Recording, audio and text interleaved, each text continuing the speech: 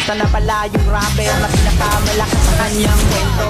Ipinagyayabang ba niya ang skin na nakuha niya sa bayo? Wala pa rin silbi kahit maraming skin ko ng content naman ay classic. Skin lang naman ng malakas sa'yo, galawan AI napaka-basic. Sa classic panalo, pero kung rank game may talo. Kala ko ba malakas ka? Tayo mag-record sila na sa global mo na zero. Idol na kinapag nagawa mo ito sa rank game. Pagkalaban ay napagod game. Mga bara mo'y di nakakasugat. Ang babaw mo pa sumulat, di mo kumasisilan.